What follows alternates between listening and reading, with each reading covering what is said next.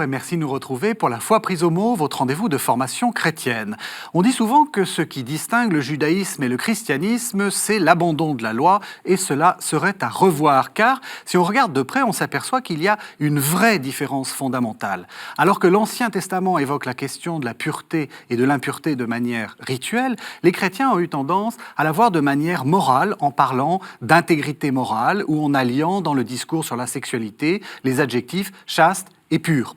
Et notre société, qui est l'héritière de ce mouvement, ne cesse de moraliser avec la pureté. Les uns exaltent le métissage et le mélange, les autres voudraient conserver la pureté des comportements. Alors, comment comprendre le système du pur et de l'impur dans l'Ancien Testament et comment cela peut nous aider à comprendre notre société? Deux invités pour en parler. Catherine Chalier, bonjour. Bonjour. Vous êtes philosophe et on vous a vu plusieurs fois dans notre émission. J'ai le droit de dire que vous êtes philosophe juif. Oui. Et puis Sylvaine Lacou, bonjour. Vous êtes bibliste, vous êtes laïque consacré de la communauté des Béatitudes, vous êtes professeur d'Ancien Testament au Bernardin et, c'est important, vous êtes aussi la directrice du Centre chrétien d'études juives, également au Bernardin. Alors, Catherine Chalier, est-ce que vous êtes d'accord avec mon lancement? Est-ce que vous pensez, vous aussi, que la société notre société contemporaine est obnubilée par la question de la pureté? Je crois, oui, sur un plan moral, sur un plan politique, sur un plan anthropologique, alors que la dimension rituelle dont nous parlerons sans doute tout à l'heure est abandonnée comme étant une vieille chose sans aucune importance. Alors, sur un plan moral, c'est très frappant lorsqu'on suspecte toujours les comportements, par exemple un comportement généreux. Je suis frappée de voir combien souvent autour de nous on le suspecte d'arrière-pensée, Oui. d'intérêt secret, de double visée. Donc il y a cette inflation de l'idéal de la transparence qui est un peu justement la chasse à l'impureté qui se cache derrière les beaux comportements. Mais alors à l'inverse, on a aussi une attitude qui consiste à dire, lorsque quelqu'un, et en particulier dans des circonstances où cette personne a vécu de façon difficile et qu'ensuite elle a commis tel ou tel acte répréhensible, de lui trouver toutes sortes de circonstances atténuantes et de dire « ah ben le fond est bon ». Et alors donc c'est l'inverse finalement, c'est ceux qui suspectent le comportement des premiers vont au contraire vouloir l'indulgence pour les seconds. Et donc il me semble que sur ce plan-là, c'est une attitude morale qui est très présente dans notre société et qui ne permet pas trop d'y voir clair. Alors on peut se raidir sur une position moralisante à ce moment-là et vouloir chasser de soi toutes ces dimensions d'arrière-pensée, de demi-mesure, etc., ou au contraire se dire eh bien bon, les hommes sont impurs et puis allons-y quoi. Pas du tout de difficulté. Alors ça c'est sur le plan moral et on peut penser au célèbre philosophe Kant qui disait qu'un acte moral ça serait un acte qui serait fait par la bonne volonté et seulement par la bonne volonté, et dès qu'il y aurait un mobile extérieur, même pas un mobile négatif, eh bien cet acte serait immoral, et lui-même disait qu'il ne savait pas s'il y avait eu jamais un acte moral accompli sur la terre. Alors on va parler après de la politique, mais je voudrais qu'on revienne là-dessus. Est-ce que, c'est très juste, est-ce qu'on n'est pas un peu trop kantien? C'est-à-dire on a l'impression que on veut un acte chimiquement pur, si on peut dire, un acte moralement pur, absolument moralement pur, et c'est impossible. D'une part, c'est impossible, et puis d'autre part, c'est souvent des censeurs extérieurs qui viennent juger notre acte, oui. Et qui essayent il y a quand même une inflation de recherche sur les motifs cachés des personnes, sur tout ce qu'ils ont pu ne pas vouloir manifester, qui se fait pas du tout dans un esprit kantien, qui se fait dans un esprit de dénigrement absolu, et au fond on arrive, on est tous pareils, on est tous des gens qui nous comportent normal, donc ça je crois que par rapport à ça il faut aussi résister. Il existe des actes généreux, il existe des actes bons, il existe des actes qui méritent notre reconnaissance. Ça, je crois que c'est très important de le dire. Oui. Et par rapport à ceux qui excusent tout, qui demandent l'indulgence totale, je crois aussi qu'il faut savoir résister et dire oui, c'est vrai, il y a des circonstances qui sont difficiles dans les vies, mais on peut aussi exiger un certain type de comportement et pas tout dissoudre dans les conditions sociales, politiques, etc. etc. C'est pas aider que de dire que tout est excusable. Est-ce que vous êtes d'accord ? Tout à fait d'accord, tout à fait d'accord. Je crois qu'on est aussi dans un monde où, en effet, on a du mal à croire qu'il puisse y avoir des actes généreux. On est toujours dans la recherche du complot. Et c'est vrai que, surtout dans le monde politique, à chaque fois qu'il y a un événement, on se demande si on ne nous a pas trompés, s'il n'y a pas quelque chose qui se cache derrière. Donc c'est vrai qu'on a du mal à percevoir la générosité des actes humains. Je ne parlerai pas de pureté. Qu'est-ce que ça veut dire la pureté ? Quand un acte peut-il être pur ? Seul celui qui le pose peut le dire, et encore, et encore. Tous nos actes, moi je pense à un évangile, le fils prodigue. Quand il revient vers son père, c'est pas d'une grande pureté, sa démarche. Il a plus d'argent.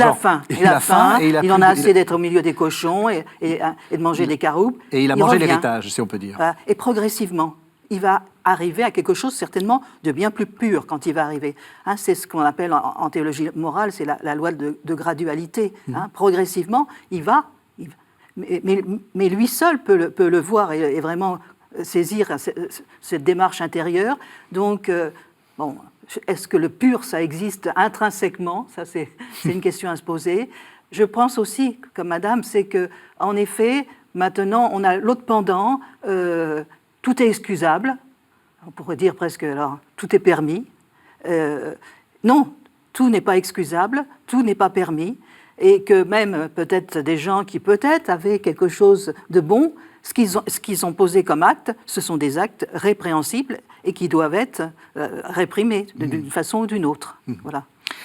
Il y a aussi la question de la politique, parce que là aussi, ce vocabulaire du pur et de l'impur se retrouve en politique. Oui, se retrouve avec deux voix également sur ce sujet.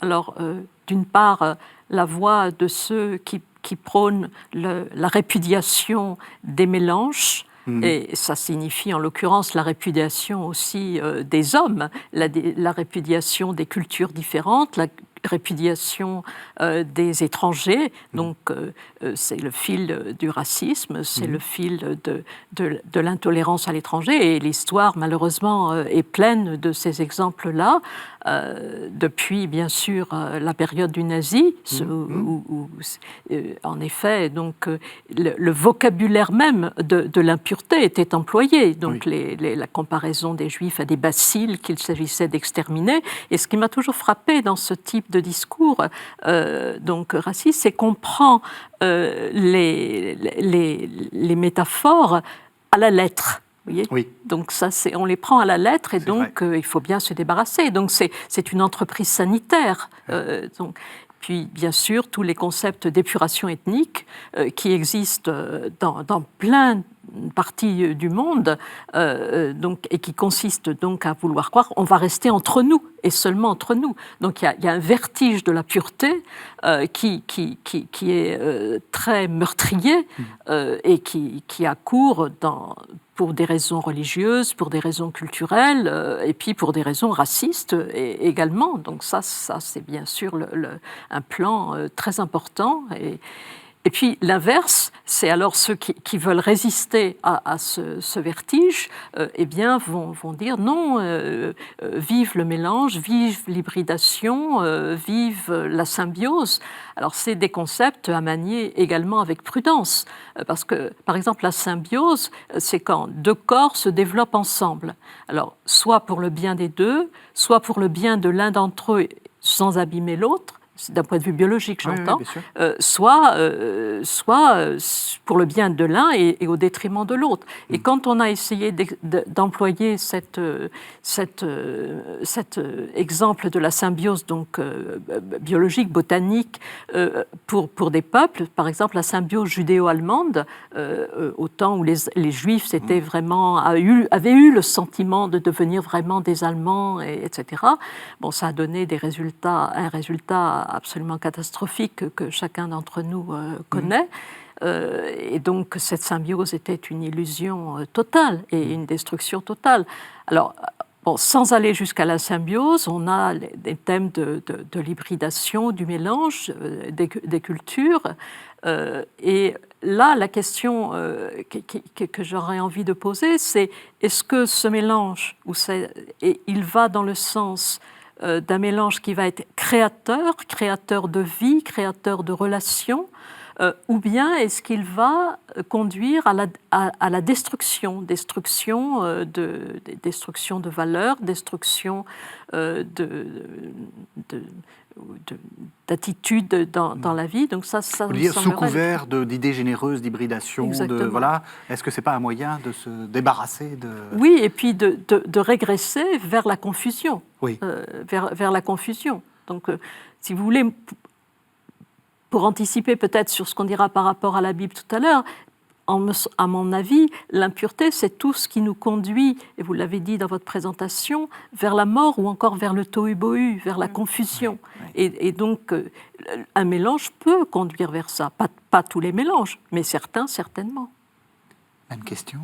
Est-ce que vous êtes d'accord ? Je suis tout à fait d'accord, parce que c'est sûr que, on voit très bien dans la Bible, justement, si on prend ce grand récit de la création, on est dans un récit où chaque chose a sa place, et justement, pour sortir du chaos, du tohu-bohu, pour aller vers quelque chose d'unifié. Chaque chose a sa place, ce n'est pas pour diviser, mais c'est au contraire pour unir. Et ça, je crois que c'est une notion qui est importante dans la Bible. La séparation n'est pas une séparation pour une division, mais c'est une séparation pour une plus grande communion. Je dirais, le Dieu séparé, c'est pas un Dieu qui est lointain, c'est un Dieu qui est séparé pour être en communion avec son peuple. Et je crois que, alors, c'est vrai que la notion de pureté pourrait donner cette impression que il faut que ce qui est séparé soit réellement séparé. Or, je pense que je pourrais parler avec madame, mais par exemple, je vais le faire avec la fameuse racine de kadosh, saint. Je pense qu'on ne l'interprète pas d'une façon juste. Saint, ça veut dire en effet séparé, mais pour être un plus avec. Le Dieu saint, c'est un Dieu qui est à la fois transcendant, mais c'est aussi un Dieu qui est immanent. C'est un Dieu qui vient à la rencontre de son peuple, qui descend. Je suis descendu, j'ai entendu, je suis descendu pour vous faire monter. Donc la séparation, c'est pas pour, je dirais, un jugement de valeur sur les autres, c'est une séparation pour être plus. Et je peux donner en exemple la vie consacrée. C'est une séparation pour être dans une plus grande disponibilité. Et je crois que c'est des notions aussi qu'il faut manier avec cette notion de pureté. Autre chose aussi, si on regarde dans la Bible, quand on parle de choses impures, jamais on parle de catégorie de personnes.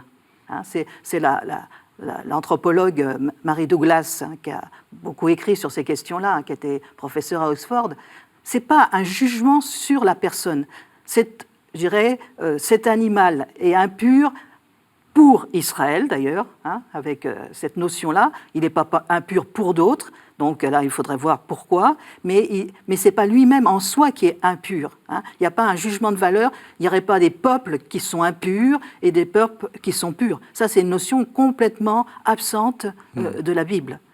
Et c'est vrai que le nazisme a justement voulu, je dirais presque donner des bases bibliques à son attitude, mais c'était anti-biblique à l'extrême. Quand, on entend Hitler dire qu'il ne peut pas y avoir deux élections, c'était bien ça le problème, c'était qu'il n'y avait qu'un seul peuple élu et l'autre pas. Comment est-ce qu'il faut comprendre le peuple élu ? Il est séparé, pourquoi ? Il est séparé pour une vocation. Je ne suis pas juive, mais je laisserai plus Mais je évidemment pense que c'est Madame quand même parler. quelque chose d'important, surtout en ce moment où on voit une montée des actes antisémites et Oui. ce côté où on reprend ces vieilles idées Ah oui, de tout à l'élection. Voilà. Il faut redire ce que vous allez dire. Je pense que l'élection, c'est pour. Ce n'est pas une élection, je dirais, pour un confort. C'est une élection avec une vocation particulière, et qui repose sur un choix de Dieu, qui ne repose pas, je dirais, sur la valeur d'Israël. Le Deutéronome le dit souvent, c'est le plus petit des peuples, c'est pas parce que tu es grand, parce que tu as posé des actes extraordinaires. C'est un choix gratuit de Dieu, où Dieu s'allie à un peuple pour manifester à travers ce peuple son projet d'amour sur l'humanité. Voilà. Je crois que vous pourriez mieux parler que moi de cela. Non, je suis d'accord avec ce que vous avez dit. J'ajouterais simplement, mais ça ne contredit en rien ce que vous avez dit. Il me semble que justement, il y a dans le sens de l'élection, si on le prend bien dans le sens que vous venez d'expliquer, c'est aussi la certitude qu'il y a en nous un point de vie qui est plus fort que toutes les forces ténébreuses qui nous entourent. Et que, justement, quelles que soient les tragédies que nous vivons, les moments difficiles que nous vivons, eh bien, grâce à ce point de vie qui est en nous, eh bien, nous pourrons continuer de choisir la vie. Moi, c'est ainsi que je vois l'élection du peuple juif et qui s'est manifestée à travers aussi l'histoire que vous connaissez et qui est une histoire tout à fait difficile. Et c'est rien de le dire. Oui. Si vous voulez, ce qui conduit à dire quelque chose qui me semble vraiment très important, que ce qu'on appelle bien et ce qu'on appelle mal n'est pas sur le même plan, qu'il y a une antériorité, pas au sens chronologique, mais une antériorité profonde du bien sur le mal, et qu'aussi profond soit le mal, aussi ténébreux soit le mal, il ne peut pas effacer complètement cette antériorité. Et au fond, pour moi, le rôle du peuple juif et de chacun d'entre nous, même si on n'est pas juif, c'est d'essayer de ne jamais perdre le contact avec ce point-là en nous-mêmes. Alors, je vous propose qu'on lise un texte du Lévitique et sur vos conseils, Madame Chalier, j'ai pris un texte qui apparemment est vraiment pas très intéressant. C'est des histoires de lèpre dans une maison. Donc, il faut imaginer une maison un petit peu humide et il y a du salpêtre, enfin, ou de la saleté dans une maison. Et ça va nous placer au cœur de cette question de pur et d'impur. Donc, c'est les versets 33 à 47, avec une petite coupe, du chapitre 14 du Lévitique. Le Seigneur adressa la parole à Moïse et à Aaron. Quand vous serez entrés dans le pays de Canaan, que je vous donne en propriété, si je mets une tache de lèpre dans une maison de ce pays qui sera le vôtre, le maître de la maison ira annoncer au prêtre « Il me semble qu'il y a comme une tache dans ma maison ». Le prêtre ordonnera de vider la maison avant que lui, le prêtre, y entre pour procéder à l'examen de la tâche. Ainsi, rien de ce qui se trouvait dans la maison ne sera tenu pour impur. Cela fait, le prêtre entrera pour procéder à l'examen de cette maison. Il procédera à l'examen de la tâche.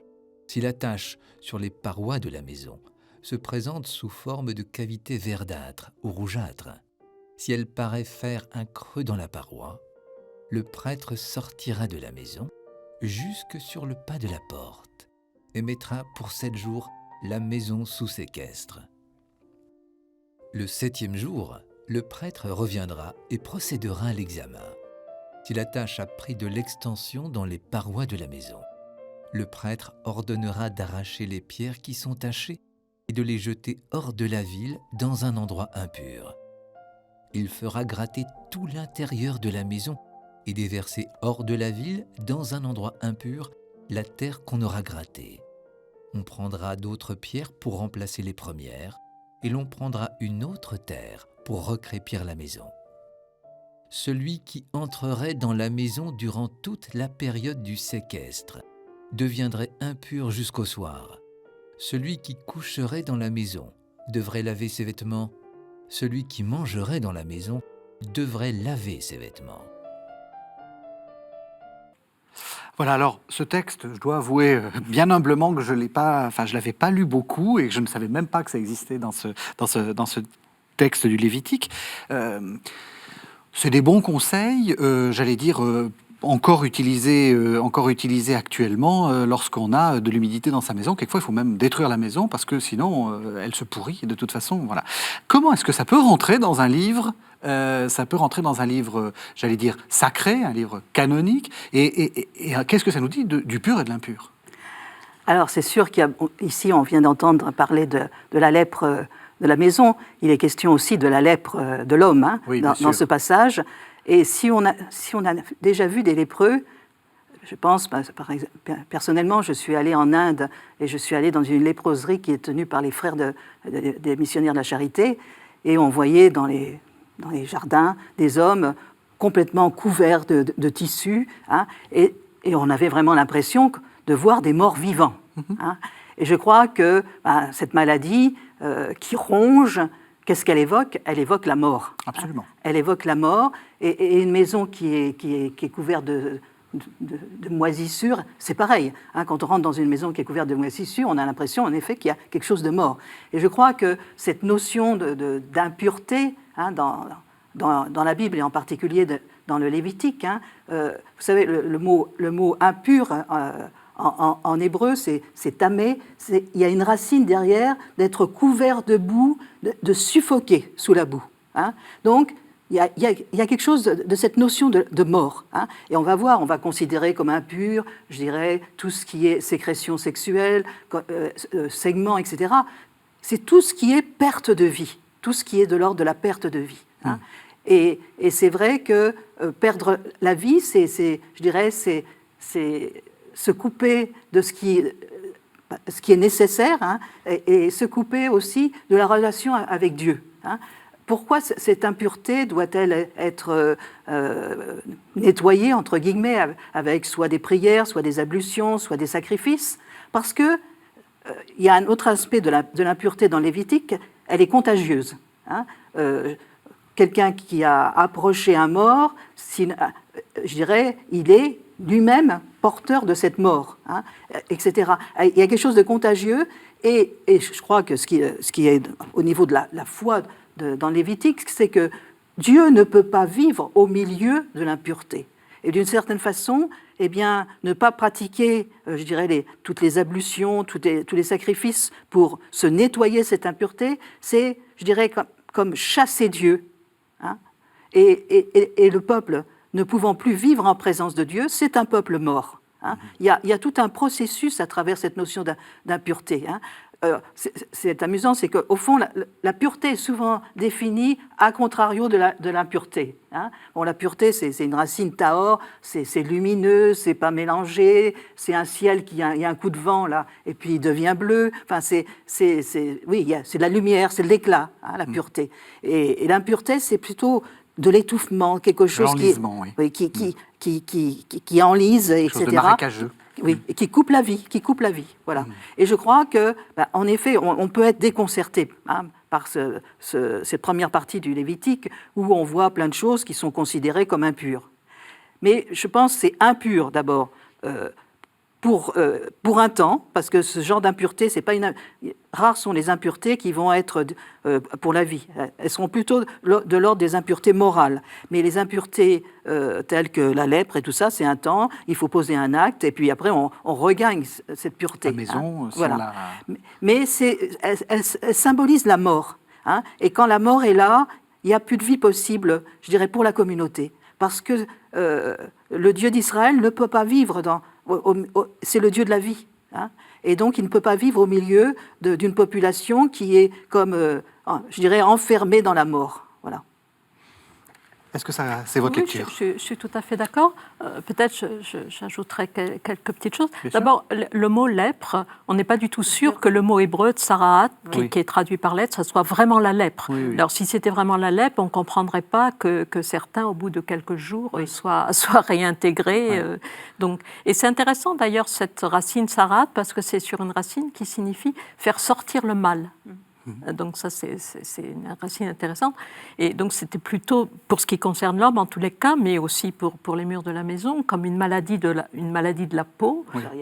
Oui. Oui. Ou un etc. zona ou des Mais choses en tous les cas, comme vous l'avez très bien dit, qui n'étaient pas à première vue. Après, il y a eu des quêtes pour essayer de trouver un lien lié à un défaut moral. Oui. Et d'ailleurs, il s'agissait d'être purifié de cette lèpre et non pas d'en demander pardon.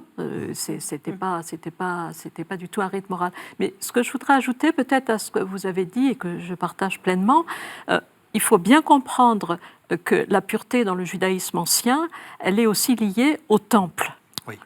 Parce que le temple, c'est le lieu, pour employer un langage d'un rabbin racidique qui a beaucoup, puis de la tradition kabbaliste, c'est le lieu de la relation entre l'en bas et l'en haut.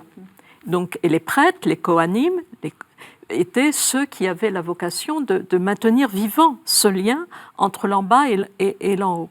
Et donc, comme vous l'avez très, très bien dit, l'impureté, c'était aussi le sentiment que ce lien avait été abîmé. Et au fond, je ne vais pas développer cette dimension théologique ici, mais vous voyez, c'est quand même très intéressant parce qu'on voit que dès cet Ancien Testament, comme on dit, dès ce Lévitique, il y avait le sentiment que ce qui se passe dans ce monde de l'en bas, moralement, certes, mais aussi donc par les mauvaises rencontres, parce que je peux devenir impur parce que j'ai rencontré un cadavre sur mon chemin, eh bien, ont des conséquences sur l'en haut. C'est-à-dire que ce Dieu, ce n'est pas une toute-puissance qui vient s'imposer, Oui. C'est vraiment une relation. C'est une relation, c'est une alliance qui est à maintenir vivante. Je dirais plus alliance que communion, comme vous avez dit tout à l'heure, mais bon, c'est quand même une idée semblable. Et cette alliance, elle est à maintenir vivante. Et donc, le temple, on ne pouvait pas approcher du temple dans un état d'impureté parce qu'à ce moment-là, donc, on aurait abîmé cela. Et donc, le rôle des kohanim, des prêtres, était absolument fondamental. Et c'est pour ça que, par exemple, on peut juger cela de façon un peu rapide en disant, mais pourquoi donc? Ils ne pouvaient absolument pas, les kohanim, se rendre impurs en touchant un cadavre ou en allant à l'enterrement de leurs proches. Pour cette raison-là, parce en raison de leur fonction dans le temple de Jérusalem.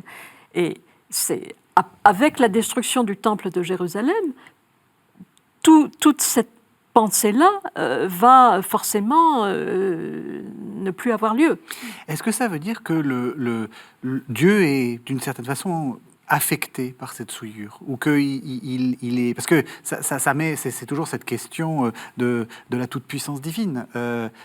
Pourquoi le fait que la maison soit impure, que l'homme soit impur, ça atteindrait Dieu? Vous avez dit c'est dans de l'ordre de la relation, mais est-ce que ça va jusqu'à atteindre Dieu? Dans les interprétations qui en sont faites, c'est l'idée qu'il se retire, qu'il s'éloigne. C'est ça. Il s'éloigne. Et il s'éloigne, et donc...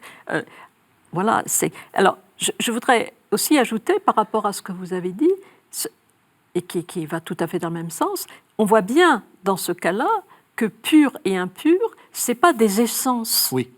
C'est des forces, forces de vie ou forces de mort. Oui. Hein, et très contextuel, en fait, aussi. Oui, ça dépend de... Oui. Comme vous dites, on est tombé sur un cadavre. Oui, voilà. On n'est pas du tout dans un état de culpabilité. Oui. Et c'est lorsque ces forces de la vie, soudainement, sont dégradées, mises au service de la mort, et c'est sûr que l'impureté fondamentale, c'est la mort.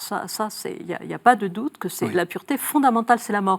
Et pourquoi aussi c'est la mort? Pour les raisons que Madame a dites, mais aussi parce que, comme le dit un rabbin chassid sur lequel j'ai travaillé, Rabbi Shmuel Bernstein, c'est devant un cadavre, nous devenons stupéfaits, nous devenons finalement complètement sans parole, nous perdons même tout notre élan, toute notre pensée, toute notre vivacité, et voilà. Et ce cadavre, il est insensible à tous les coups, vous pouvez faire ce que vous voulez, ce sera insensible, alors que nous devons continuer justement à être sensibles. Et ça, c'est l'idée fondamentale. Mais l'impureté, ça a des degrés aussi. On dit dans la tradition juive qu'il y a 49 degrés d'impureté dont on peut sortir, et le 50e, on ne peut plus. Et c'est intéressant parce que pourquoi 49 ? Je ne saurais pas vous détailler en quoi consistent les 49, mais c'est pour une raison très intéressante. Ça indique le nombre de fois où la sortie d'Égypte est mentionnée dans la Bible. Et c'est très intéressant parce que la sortie d'Égypte, c'est aussi la sortie de l'esclavage, la sortie justement de l'impureté fondamentale. Quand on parle de l'impureté d'Égypte, c'est pas que le pays d'Égypte est impur comme une essence, mais c'est que nous nous enfonçons dans cette impureté, nous nous enfonçons dans l'oubli de l'alliance, nous nous enfonçons dans la souffrance, nous n'arrivons plus à nous en sortir. Et donc, 49 fois, on nous répète « t'es sorti d'Égypte maintenant, alors ça va, avance ». Moi, j'ai entendu dire que dans une tradition, c'était parce que justement Israël en Égypte était arrivé au 49e degré que Dieu s'est empressé de faire sortir d'Égypte. Voilà. Et alors ce 50e degré, c'est quoi ? C'est la mort. C'est la mort. C'est la mort. C'est la mort. C'est-à-dire qu'une fois qu'on est mort, on ne peut plus s'en sortir. Ouais. Il y a un lien donc avec la mort. Il y a un lien du coup avec le mélange, avec les questions de mélanger des cultes, se corrompre ou mélanger, faire venir des Baals, donc des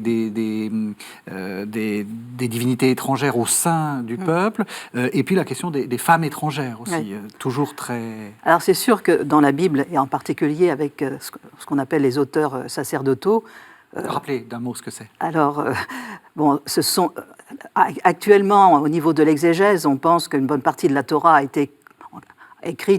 a commencé à être écrite avec des traditions existantes déjà quand même, en exil à Babylone, et qui aurait, je dirais, deux groupes. Un groupe autour des prêtres, qu'on appellerait donc l'écriture sacerdotale, et un groupe avec les scribes, qui travaillaient au palais royal, qui travaillaient au temple, et là on est plus dans une littérature deutéronomiste. Et donc, un prototype de la littérature sacerdotale, c'est le premier récit de la création, et en effet, on sent très bien qu'il n'y a pas de mélange dans le premier récit de la création. Et on voit très bien ce que c'est qu'un mélange dans le récit du déluge, quand les eaux d'en haut viennent rejoindre les eaux d'en bas. Et on voit au fond, le mélange, pour ces auteurs-là, c'est source de chaos. Donc on va retrouver, tu ne mélangeras pas du laitage avec une nourriture animale, parce que tu ne dois pas manger le petit dans le lait de sa mère. Donc il y a des mélanges qui sont assez présents dans le Lévitique. On ne mélangera pas de sortes de tissus. D'une certaine façon, le mélange, c'est presque comme une espèce de décréation, de retour au chaos. Voilà. Et ça, c'est vrai qu'on voit ça quand même dans un certain nombre de commandements, en particulier dans le Lévitique. Voilà. Le mélange, c'est aussi, c'est vrai, c'est avec les idoles. On sait très bien que, je pense par exemple, il y a un passage qui est très étonnant, c'est dans le livre d'Osée, où Israël, le prophète rappelle à Israël qu'il faut qu'il revienne vers le Seigneur ton Dieu, et il y a trois éléments sur lesquels Israël doit revenir. Et Israël reconnaît. La Syrie ne nous sauvera pas, nous ne monterons plus à cheval, dit-il, et nous n'appellerons plus notre Dieu l'œuvre de nos mains. La Syrie, c'était quoi ? C'était une alliance. Monter à cheval, c'était encore une alliance avec l'Égypte. Et l'autre, c'est l'idolâtrie. Mais l'alliance, c'est quoi ? C'est avec un autre pays, c'est faire venir des femmes étrangères, c'est les mariages mixtes, et donc c'est la perte de l'identité même d'Israël et de son Dieu unique. Donc c'est en effet, c'est des dangers que représentent ces relations avec d'autres peuples, d'autres civilisations. Voilà. Pour notre conscience moderne, c'est un peu, ça choque, cette idée d'absence de mariage avec les autres. Comme vous disiez, on a quand même tendance à surévaluer ou à trouver que le métissage, c'est quelque chose de bien. Oui, mais je crois qu'il faut bien s'entendre. Par exemple, ces femmes étrangères, c'est pas leur essence de femme étrangère Oui. qui est condamnée. C'est, par exemple, quand Esdras, on dit aussi dans les Bibles chrétiennes, dit, en revenant de l'exil de Babylone, donc vous avez épousé des femmes étrangères, donc et voilà, non, ça c'est pas bien. C'est pas l'essence de ces femmes étrangères, et il l'explique. C'est parce que elles appartiennent à des peuples qui, par leur comportement, en particulier l'idolâtrie, ont souillé donc ce pays. Donc ici, donc à l'arrière-plan, je pense que c'est ça qui compte. Vous voyez, c'est pas, ça n'a rien à voir avec le racisme. Oui, C'est pas du tout. Et puis, ceci dit, bien sûr qu'il y a eu des emprunts de culture. Toutes les cultures empruntent. Bon, mais ce qui compte, c'est pas l'emprunt pour l'emprunt, c'est ce qu'on va en faire. Comment ce qui a été emprunté va permettre on va pouvoir le penser autrement, on va pouvoir l'interpréter autrement, on va pouvoir en faire quelque chose de vivant dans notre propre culture, mais si c'est l'idolâtrie, on ne pourra pas en faire quelque chose de vivant dans notre propre culture. Je trouve que ce que vous dites est très important parce que dans notre éloge du métissage, il y a quelque chose de garder le mélange, enfin garder les éléments constitutifs dans le mélange, c'est-à-dire assigner à l'autre qu'on accepte chez soi une identité d'autre et qui sera irréductible. Et ne pas penser au fait que lorsqu'on est ensemble, ça crée un troisième, en fait. Oui. Et comme vous dites, il y a des choses qu'on ne peut pas assimiler. Oui, par contre, c'est vrai que dans le texte biblique et puis dans le judaïsme, on peut trouver qu'il a été marqué par des influences mésopotamiennes, etc. C'est absolument indéniable. Mais ce qui compte, c'est pas ça. C'est comment ce qui a été emprunté a été nourri de questions nouvelles, a fait grandir la réflexion d'une façon différente. Et c'est sur cela qu'il faut veiller. Mais il pourrait y avoir des emprunts qui sont destructeurs et qui ne permettent pas ce type de travail. Donc je ne plaide pas du tout la cause de quelque chose qui serait pur, qui n'aurait aucun contact avec l'extérieur. Ça, c'est complètement un fantasme. Mais en même temps, on ne peut pas non plus accepter le métissage de tout. Il y a des forces qui sont irréductibles à ce projet de vie en alliance qui est celui que la Bible essaye de déployer. Et donc je pense qu'il s'agit de le penser de cette façon-là, si vous voulez, et pas à notre façon moderne, vous êtes raciste. Oui, c'est ça. Je pense particulièrement au premier récit de la création avec ce que vous dites. En effet, le premier récit de la création, on sait très bien que derrière, il y a des grands textes comme les Enuma Elish, Trasis, des textes mésopotamiens. Mais quand on voit le travail qui a été fait par les rédacteurs, appelons les hagiographes, de démythologisation de ces textes, vous avez... On ne prononce même pas le nom du soleil et de la lune dans le premier récit de la création. Ce sont des luminaires, c'est-à-dire qu'on a enlevé toute la part mythologique de ces textes. Alors, en effet, il y a de l'emprunt, mais il y a tout un acte d'herméneutique, d'interprétation, à travers une foi, à travers une expérience particulière. Et je crois que c'est ça aussi. On peut emprunter beaucoup de choses aux autres civilisations, mais il faut que ça soit en cohérence aussi avec ce qu'on veut vivre et ce qu'on porte comme valeur aussi. Voilà. Alors je vous propose qu'on écoute un deuxième texte qui va nous permettre de préciser ce qu'on disait de ces questions de pur, d'impur et de mélange. C'est le livre de l'Exode, c'est les versets 34 et 38. Et puis je vous laisserai commenter, Catherine Chalier.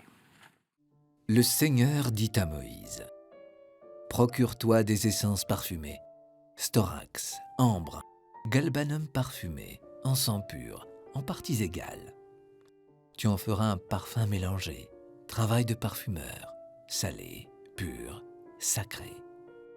Tu en réduiras un morceau en poudre pour en mettre un peu devant la charte dans la tente de la rencontre, là où je te rencontrerai. Pour vous, il sera très saint. Et ce parfum que tu feras, vous n'utiliserez pas sa recette à votre usage. Tu le tiendras pour consacrer au Seigneur. celui qui en fera une imitation pour jouir de son odeur sera retranché de sa parenté. Alors Catherine Chalier, c'est vous qui m'avez suggéré ce texte-là, qui est donc le texte qui explique comment on fait l'encens, enfin ce qui sent bon, devant le sanctuaire. Pourquoi ce texte-là vous fascine-t-il autant ? Si vous voulez, il est très intéressant parce que justement, il parle d'un mélange pur. Ouais. Donc et non seulement un mélange pur quelconque, mais un mélange pur justement pour le sanctuaire. Donc ça c'est très important. Et c'est un parfum, c'est un mélange et il est pur. Donc on voit très très bien sur ce verset-là que la pureté c'est pas une essence unique, ça peut être tout à fait un mélange. Alors ce qui est intéressant aussi dans ce texte, c'est que je dois pas le garder pour moi seul, ce mélange. Et je dois pas en jouir simplement pour moi. Je dois c'est pour Dieu. Ce mélange pur est pour Dieu et je peux aussi en faire commerce à autrui. C'est-à-dire, voilà. Et donc, la finalité aussi de ce mélange, elle est pour les autres. Une altération, une altération, c'est le mélange. Et cette altération, elle est offerte à Dieu et elle est sur le plan des autres hommes, elle leur est aussi transmise. Et donc, je ne peux pas garder simplement pour moi ce parfum. Très important ce que vous dites, c'est-à-dire que vous êtes en train de dire ce qui est important. Nous comprenons pur impur en termes d'essence, d'essentialité, donc les choses, les gens, elles ne bougent pas. Vous dites c'est plutôt la destination qui dit la pureté. Est-ce que ça va vers la vie, est-ce que ça va vers la mort ? Oui, si vous voulez, ce vocabulaire de l'essence, en fait, je ne pense pas que la Bible parle le langage ontologique de l'essence. Donc ontologie, c'est ceux qui parlent des essences. C'est le langage de l'être, le langage de l'essence. Ça, c'est un langage qui a été emprunté au grec lorsque les chrétiens ont rencontré la philosophie grecque et que le message biblique est passé aussi par le prisme de la philosophie grecque. Mais je ne pense pas que la Bible parle ce langage-là. Et donc, ici, ce texte est intéressant parce qu'il dit explicitement il y a des mélanges qui sont purs. Et ces mélanges purs, c'est précisément ceux qui sont offerts à Dieu. C'est quand même une très belle idée et qui doivent circuler dans la société, qui ne doivent pas être gardés pour soi seul.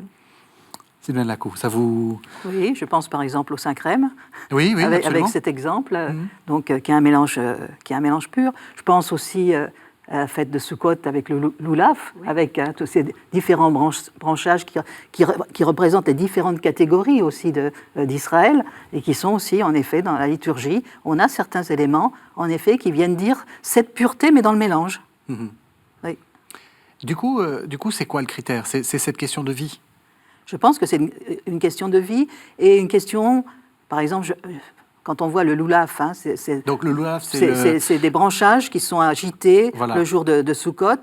Il y a plus 4 catégories de branchages qui représentent les 4 catégories au fond d'Israélites. Et donc, je pense aussi c'est des mélanges qui veulent manifester l'unité, et qui manifestent la communion dans la diversité aussi. Qu'est-ce qui s'est passé pour que nous ayons tout le temps tendance à lire pur et impur avec des catégories morales ? Est-ce qu'il y a quelque chose dans le Lévitique, par exemple, est-ce qu'il y a un passage vers du moral ? Alors, dans le Lévitique, c'est sûr qu'avec la deuxième partie du Lévitique, qui s'appelle la loi de sainteté, on passe, en effet, on n'est plus dans les catégories cultuelles de la première partie du Lévitique, on passe, en effet, dans des questions d'ordre moral. Et là aussi, je dirais, ces questions d'ordre moral sont liées à des notions de non-confusion, de non-division, comme si certains actes, en effet, posés, et je pense que c'est juste ce qui est dit, certains actes posés vont diviser le corps social, vont diviser le peuple, etc. Par exemple ? pour qu'on ait une Je idée. pense à un exemple, tu ne coucheras pas avec la femme de ton frère, par exemple. Hein. Et là, on n'aura pas pur ou impur, on a différentes catégories. On aura la catégorie de souillure, par exemple, etc., dans le texte. C'est vrai que c'est quelque chose qui entraîne une certaine mort encore du corps social, là. Hein. On n'est plus au niveau du culte. Ça crée du désordre, Ça crée le désordre, voilà. Hein. C'est là où la notion de pureté va apparaître différemment dans la seconde partie. Ce qui va être aussi très différent dans la seconde partie du Lévitique, c'est la notion de sainteté. Hein. C'est quand même dans ce Lévitique que l'on entend « Soyez saints comme je suis saint » au chapitre 19, hein, une sainteté qui est pour toute la communauté d'Israël. Alors que dans la première partie, la sainteté, elle était attachée aux prêtres, elle était attachée à des objets. Mais là, elle devient pour tous. Et on a l'impression que plus la sainteté est comme développée, plus la pureté va prendre, je dirais, une connotation morale. Hein, je ne sais pas comment il faut lier les deux, mais on a l'impression qu'on a ça dans la Bible. Voilà. Je voudrais revenir sur le mot souillure que vous avez employé, parce que souvent il n'a pas bonne presse, Non. mais il est très intéressant ce mot souillure, parce que justement ce qu'il montre, c'est que le comportement que j'ai ne regarde pas que moi. Il a des conséquences bien au-delà de ce que je peux même savoir. Oui. Et ça, c'est une idée que les modernes pourraient faire leur. Même, on le sait, par exemple, d'un point de vue de l'écologie. Combien un comportement... je ne peux pas dire, oh ben, oui, ça c'est simplement... Non, le comportement que j'ai, il souille au-delà de ce que j'ai fait. Et ma pensée à moi, lorsque je l'ai commis, ma conscience ne mesure pas l'ampleur de ce que j'ai fait. Et je pense que, aussi bien nous n'aimons pas le mot souillure, aussi bien nous devrions penser que les conséquences de nos actes excèdent toujours la conscience que nous en avons. Et c'est ça que veut dire la souillure. Et donc ce mariage, ou voilà, par exemple, eh bien, il va aussi avoir des conséquences au-delà sur les générations à venir, etc. Et après, vous avez parlé à juste titre de la deuxième partie donc, du Lévitique, et puis bien sûr avec les prophètes, d'abord le Deutéronome d'une part, et puis ensuite les prophètes, ils vont insister sur cette dimension des conséquences de nos actes moraux, de notre comportement, sur l'ensemble de la société, voire sur l'ensemble de la nature. La nature subit les aléas du comportement humain. Alors on arrive à la toute fin de l'émission. Vous voulez rajouter quelque chose ? Je voulais rajouter quelque chose parce que je pense que c'est une question très importante pour aujourd'hui, hein, puisqu'elle touche la question de l'écologie. C'est le chapitre 26 du Lévitique, hein, où on voit la terre qui vomit ses habitants à cause des actes qu'ils ont posés. Et c'est la terre elle-même qui va devenir, entre guillemets, le Goël, hein, le salut, parce que pendant qu'Israël sera en exil, la terre va célébrer les Shabbats que Israël n'a pas célébrés lorsqu'il était sur sa terre. Et donc, on voit là vraiment les conséquences des actes posés, hein, par l'homme vis-à-vis de la terre. Et là, ça va plus loin parce que ça donne même à la terre un rôle, elle est personnalisée, un rôle rédempteur. C'est elle qui va pouvoir peut-être permettre à l'homme de retrouver le chemin de sa terre. C'est d'une actualité brûlante. Oui. Qu'est-ce qu'on fait quand on est au fond de l'impureté ? Est-ce que tout est perdu ? Je crois que vous voulez lire un texte qui sera le mot de la fin, finalement. Si vous voulez bien. Oui. Donc c'est extrait d'un livre de l'écrivain israélien Aaron Appelfeld, qui est décédé il n'y a pas longtemps, dans un livre en hébreu où il raconte que pendant les années 50-60, lui, il a été enfant donc pendant la Shoah, il a été laissé tout seul dans la forêt, enfin, il a vécu tout seul. Et puis, il va en Israël et il va dans des cafés où il rencontre des rescapés. Et juste, et c'est très bref, il parle d'un certain Arthur. Il a l'art d'écouter. Quand il écoute, son corps géant écoute. Cette pleine écoute n'élève ni n'abaisse autrui, comme on aurait peut-être pu le croire. Il y a une sorte d'admiration dans son écoute, comme si nous étions tous ses enfants ou ses jeunes frères qu'il convient d'encourager à dire des paroles sensées. Malgré sa grandeur et sa force physique, en dépit de ce qui lui est arrivé dans la vie, c'est un homme droit et pur. Et donc, ce qui me frappe dans ce passage, c'est que les effroyables souvenirs que cet homme a en lui ne font pas effraction dans son écoute.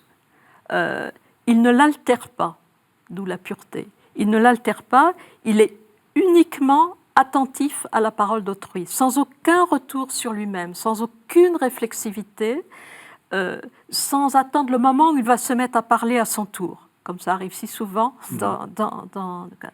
Et donc, pour moi, son attention ressemble à un éclat de pureté au sein du grand et terrible magma des méfaits humains. Et je dirais, c'est un témoignage pur, non pas de ce qu'il a subi, et c'est ça qui est important, mais de ce que le désastre n'a pas pu détruire en lui. Et je crois que nous avons besoin tous de témoignages de ce type, dans des souffrances que nous pouvons vivre, les uns et les autres, souffrances personnelles, souffrances collectives, de ce témoignage justement de personnes qui manifestent par leur façon d'être, ici c'est l'attention à autrui, la pure attention à autrui, de ce que la souffrance ou le désastre n'a pas pu détruire en nous. Et ça rejoint un peu ce que je disais tout à l'heure sur ce point de vie en nous, qui, lui, ne peut pas être atteint par l'impureté. La mort n'aura jamais le dernier mot. Oui. Merci beaucoup. Alors, je vais vous demander de me tendre votre livre, puisque je vais le montrer. Donc, Catherine Chalier, le livre qui a servi de base à notre entretien, Pureté et impureté, c'est aux éditions Fayard. Merci beaucoup. Bayard. Pardon, Bayard. Oui, alors là, Monsieur Bayard ne sera pas très content que je écorche son nom. Donc, Pureté et impureté aux éditions Bayard. Merci beaucoup à toutes les deux. Merci vraiment de nous avoir fait découvrir ces concepts de pureté et d'impureté. Merci quant à vous de nous avoir suivis. Vous savez que vous pouvez retrouver cette émission sur le site internet de la chaîne www.ktotv.com et vous pouvez le regarder autant de fois que vous le voulez. À la semaine prochaine.